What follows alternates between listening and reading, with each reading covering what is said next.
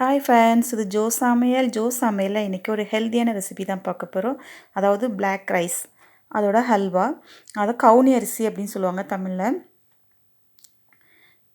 இந்த கவுனி அரிசி பார்க்குறதுக்கு இந்த மாதிரி நல்லா பிளாக் கலரில் இருக்கும்.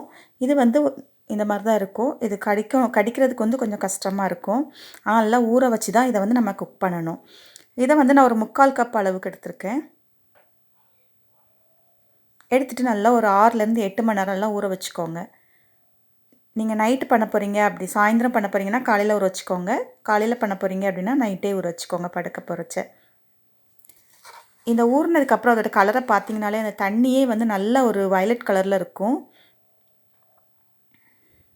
அந்த தண்ணியோடு சேர்த்து நம்ம இப்போ மிக்ஸியில் அரைச்சிக்கலாம். டக்குன்னு அரைப்பட்டுரும். நல்லா இந்த அளவுக்கு அரைச்சிக்கோங்க. பிளாக் ரைஸில் வந்து நல்ல ஆன்டி ஆக்சிடென்ட்ஸ் வந்து நிறைய இருக்குது. அதனால் ஹார்ட்டுக்கு வந்து இது ரொம்ப நல்லது. அப்புறம் வெயிட் லாஸில் இருக்கிறவங்க இந்த இந்த பிளாக் ரைஸ் வந்து அதிகமாக சேர்த்துக்கிட்டோம் அப்படின்னாலும் ரொம்ப நல்லது. இப்போ கொஞ்சமாக தண்ணி சேர்த்துட்டு ஒரு பேனில் விட்டு நல்லா கிளறிக்கோங்க. 10 நிமிஷம் தான் ஆகும் இந்த அல்வா பண்ணுறதுக்கு, ரொம்ப நேரம் ஆகாது.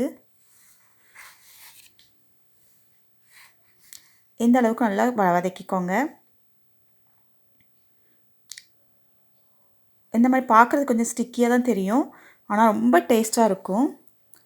டயபெட்டிக் இருக்கிறவங்க இந்த இந்த அரிசியை வந்து சேர்த்துக்கிட்டா ரொம்ப நல்லது. இப்போ வந்து 3/4 கப் அளவுக்கு நம்ம வந்து அரிசி எடுத்தோம் இல்லையா, அதுக்கு 3/4 கப் அளவுக்கு நாட்டு சக்கரை எடுத்திருக்கேன். உங்களுக்கு வந்து டயபெட்டிக் இருக்கிறவங்க வந்து பனை வெல்லம் எடுத்துக்கலாம், கருப்பட்டி எடுத்துக்கலாம். அதையும் சேர்த்து நல்லா கலந்துக்கோங்க.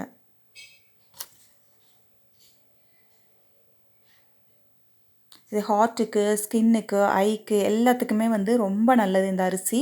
இது வந்து நம்ம டெய்லி சாப்பிட்டா கூட ரொம்ப நல்லது தான். ஸ்வீட்டாகவும் பண்ணி சாப்பிட்லாம், கஞ்சி பண்ணி சாப்பிட்லாம். அப்புறம் வந்து நான் துருவின தேங்காய் வந்து ஒரு 1/4 கப் அளவு எடுத்திருக்கேன்.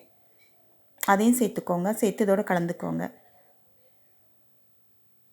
ரொம்ப நேரம் இது ஆகாது வேகிறதுக்கு, 10 நிமிஷம் தான் ஆகும். அதிகபட்சம் 10லேருந்து 15 நிமிஷத்துக்குள்ளவே நம்ம வந்து ரெசிபி பண்ணி முடிச்சிடலாம். கடைசியாக இது வந்து ஆப்ஷனல் தான், தேவைன்னா சேர்த்துக்கலாம். 2 டீஸ்பூன் நெய்யில் வந்து நான் முந்திரி பருப்பு வறுத்து சேர்த்துக்கிறேன். நம்ம அல்வாவாக பண்ணுறனால சாப்பிடும்போது அந்த கடிக்கிறதுக்கு ரொம்ப நல்லாயிருக்கும். அந்த முந்திரி பருப்பு கடிப்பட்டுச்சுன்னா அதுக்காக தான். ஏலக்காய் தூள்லாம் தேவையில்லை, உங்களுக்கு தேவைன்னா சேர்த்துக்கோங்க. நல்ல ஒரு சூப்பரான ஃப்ளேவரோட ஒரு ஹெல்த்தியான ஒரு அல்வா ரெடி ஆகிடுச்சு. கருப்பட்டி சேர்த்திங்கன்னா டயபெட்டிக் உள்ளவங்களும் இதை சாப்பிட்டுக்கலாம். நல்லா ஸ்வீட் சாப்பிடணும் அப்படிங்கிறப்ப இந்த மாதிரி அல்வா செஞ்சு சாப்பிட்டுக்கலாம். அவ்வளோதான். இந்த வீடியோ பிடிச்சிருந்தா ஜோ சமையலை சப்ஸ்கிரைப் பண்ணுங்கள், லைக் பண்ணுங்கள், ஷேர் பண்ணுங்கள். தேங்க்யூ.